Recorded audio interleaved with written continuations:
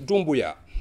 Dans l'actualité encore au palais Mohamed V de Conakry ce mercredi, les facilitatrices ont remis le rapport du dialogue inter-guinéen au chef de l'État colonel Mamadi Doumbouya, une cérémonie qui a regroupé l'ensemble des parties prenantes. Vous aurez le compte-rendu complet dans un instant avec la DCI.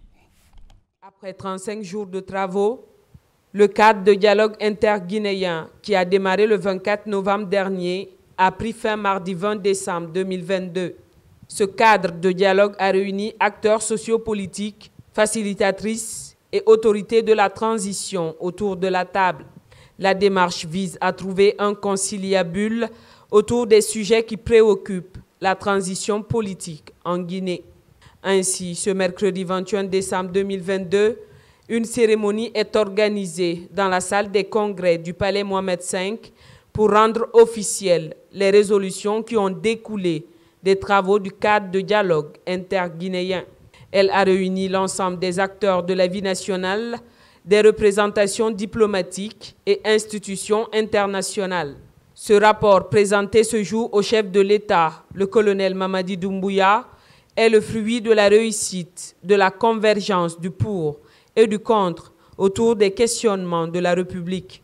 C'est pourquoi les échanges au cours du dialogue ont permis aux participants de se parler franchement et de trouver un consensus. Ce cadre de dialogue que vous avez bien voulu mettre en place et qui était plus que nécessaire pour apaiser le climat politique est venu témoigner votre sens élevé de patriotisme et d'homme d'État. Il a permis d'offrir un cadre propice et permanent d'échange aux Guinéens. Nous sommes convaincus que ce sens d'écoute qui vous caractérise permettra de substituer la pratique de la rue investie qui s'est développée ces derniers temps dans notre pays à la culture de la table ronde. Ces échanges ont permis aux différentes parties présentes de se parler franchement de manière démocratique sur des questions d'intérêt national. Les conclusions de ces travaux contribueront, sans nul doute, à tracer une trajectoire consensuelle pour l'avenir de notre cher pays. Bien avant ces discussions avec ces trois facilitatrices, pour une première fois dans notre pays, le Premier ministre chef du gouvernement s'est donné la peine de faire le tour de l'ensemble des sièges des formations politiques, des organisations de la société civile, pour écouter minutieusement tous les acteurs, pour que chacun puisse lui dire qu'est-ce qui l'empêche à venir participer aux discussions autour de la table. C'est ce qui a abouti le 25 novembre à l'ouverture de ce cadre de dialogue dont les conclusions vont être présentées à M. le Président de la Transition et au peuple de Guinée aujourd'hui. C'est le lieu d'exprimer à l'ensemble du peuple de Guinée la volonté du gouvernement dirigé par Dr Bernard Goumou et de M. le Président de la Transition, l'écoute et le sens d'écoute et surtout l'engagement pour être le plus près des citoyens guinéens. D'ailleurs, c'est ce qui aujourd'hui justifie la présentation par le gouvernement. Si en 2022, c'est un budget de sincérité qui avait été présenté au peuple de Guinée, cette année, le budget que le gouvernement a bien voulu présenter, plus de 20% de ce budget seront consacrés aux activités de nos concitoyens à l'intérieur du pays. Excellences, Monsieur le Président, Monsieur le Premier ministre, Monsieur le Président du CNT. Des capsules retraçant le déroulé du cadre de dialogue interguinéen et les efforts consentis par le chef de l'État pour favoriser le vivre ensemble ont été projetées au cours de la cérémonie. Et ces courtes vidéos démontrent l'abnégation dont les facilitatrices ont fait preuve pour conduire les travaux du cadre d'échange interguinéen. Excellences, Monsieur le Président, nous remercions le gouvernement et particulièrement votre Premier ministre pour avoir su et pour avoir pu respecter notre indépendance tout au long de cette mission. Les échanges ont été libres, contradictoires, équilibrés, transparents, mais aussi passionnés, reflétant l'intérêt des participants. Les discussions ont été structurées pour que les participants puissent donner des opinions, faire des propositions et retenir les solutions allant exclusivement dans l'intérêt de la Guinée. Dr Makale Traoré fait ainsi la synthèse des conclusions qui ont résulté du dialogue interguinéen. Au total, 35 résolutions ont été retenues.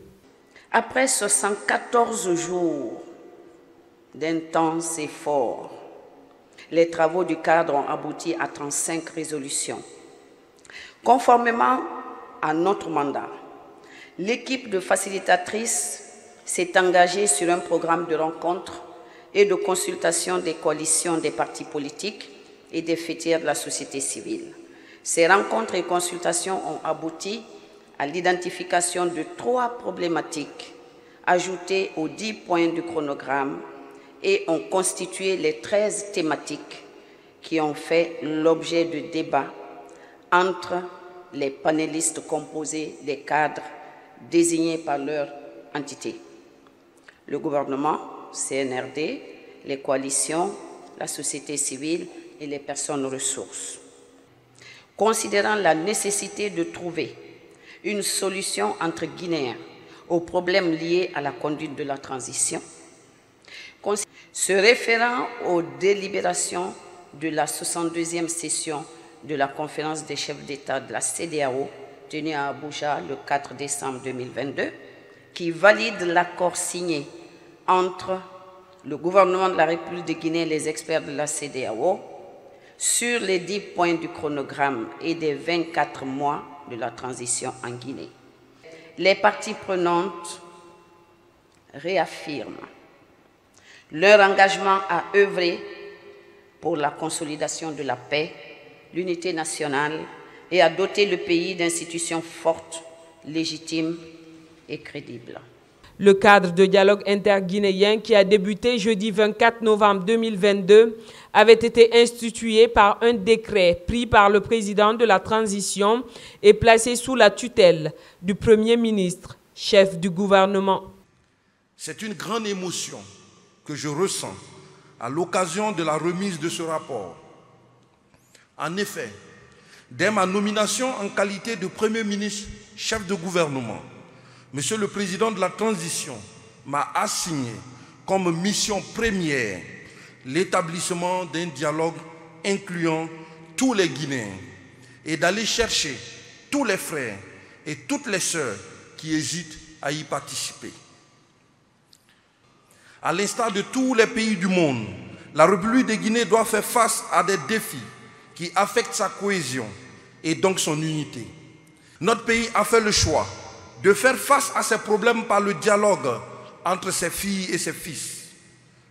Nous en sommes capables. Il nous faut démontrer aux populations guinéennes que les traditions de dialogue, de tolérance et de paix ne sont pas mortes en Guinée. Que les messages de division, de haine et de violence ne doivent plus avoir cours en Guinée. Cette volonté d'action commune change notre image de pays fragile et régulièrement en crise pour des raisons politiques et partisanes.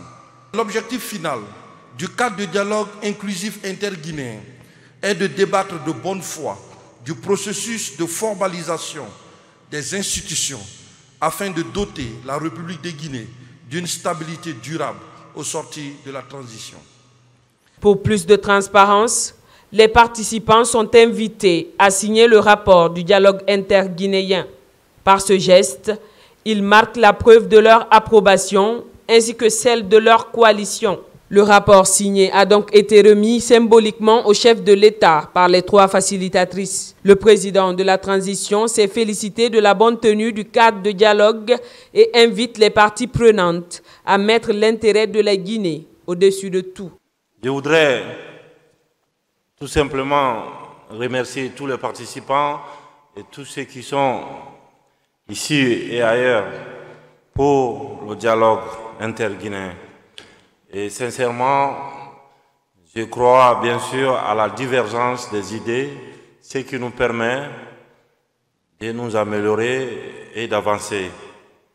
Je voudrais que, pour une fois, nous mettons en avant l'intérêt de notre pays, nous nous battons pour ça, et bien sûr, nous sommes convaincus de conduire cette transition et de permettre aux futurs dirigeants de notre pays d'avoir un pays assaini, un pays qui, avec ses réalités, s'assume. L'originalité du cadre d'échange interguinéen tient de sa conduite par des Guinéens pour des Guinéens. Les conclusions de ce dialogue seront remises au CNT et serviront de cheville ouverte